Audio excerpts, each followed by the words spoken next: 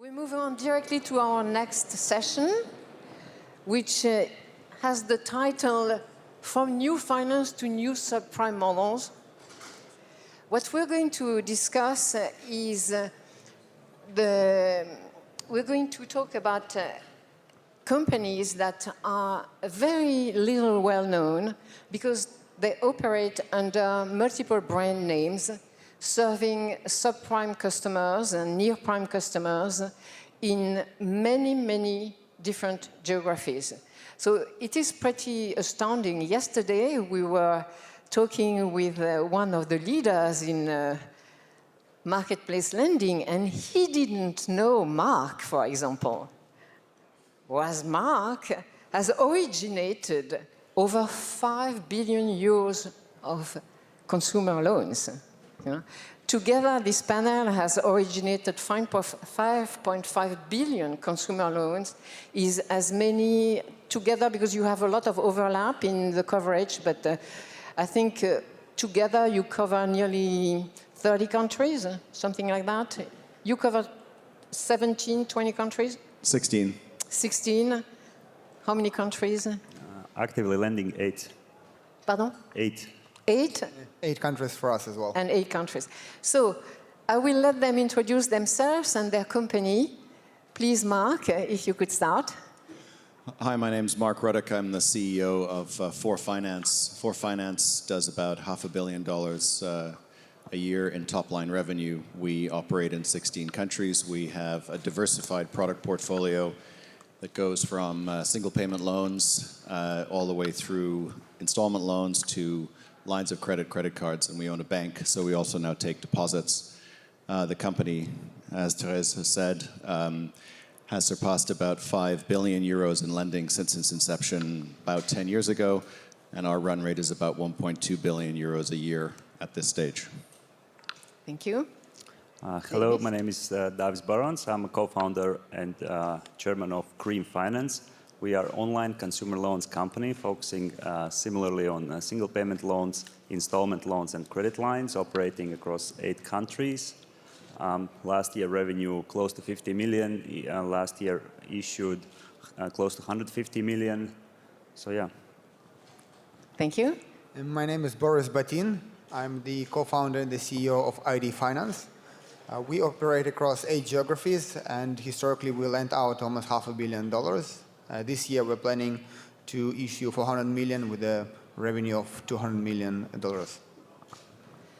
So, can you tell us a little bit more about the customers that you are serving? Why did you decide to serve these customers?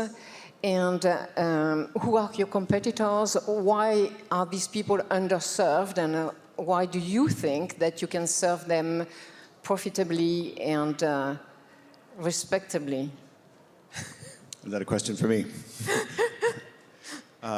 So maybe I'll step back and answer the question from a macro perspective, first of all, and then we can drill down a little bit.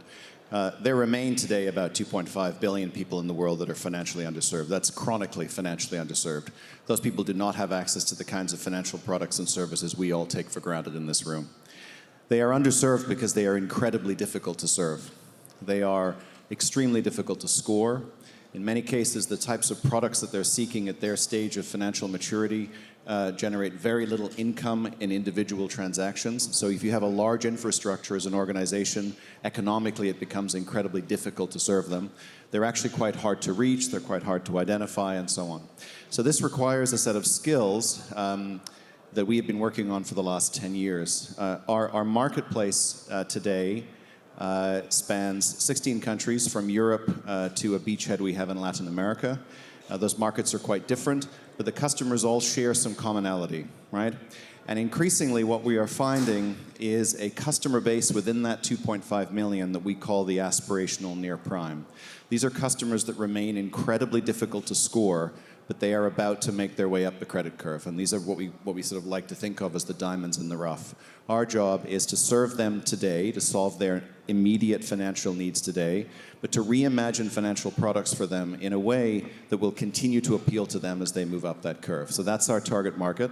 And it is a pivot really away from the chronic subprime world that you might have associated with companies in our space before, to really a much more interesting, sustainable, and we believe much more aspirational base. Davis. The same for me. Originally, company started as a non-bank lender, right? So we were, since the very beginning, targeting the customers that banks are not serving or not willing to serve for whatever reasons, right? And we've been always developing the know-how and capability to score them, in a ways that are different from what banks are doing, right? So on that basis, we have developed the 3 products that we're currently rolling out in all the markets. And obviously the pricing together with that comes, just after the banking pricing, right? And I don't know, because it was easy for the banks to score customers based on their historical payment data, maybe they were not willing to develop the know-how that we have done, right? And, can you give us a short example so that we have an image of what do you do differently to score subprime customers? For example, the first step into the scoring process would be the fraud elimination. For that, we would use customer behavioral data, device fingerprint, sometimes information from their social profiles or from their devices, for example. Mm-hmm. Thank you. So, and that gives us ability to understand their payment capabilities and offer them suitable products. Mm-hmm. Boris? I'll add to that a very interesting technology that we have developed in-house, and I'm pretty sure none of the banks use it, and well, maybe you can start using it after I tell it. Typing patterns, right? You said fingerprints, so people know people have unique fingerprints. Typewriting is unique. But what we found out, that the way people type, the speed of the typing is also pretty unique, and you can identify and cross-match people with that. So we started using it last year, and we see it improved our fraud and scoring models quite significantly. So that's just one of the examples of a data which is out there. Everyone types to fill in the application, but I don't think it's widely used. That's an interesting data.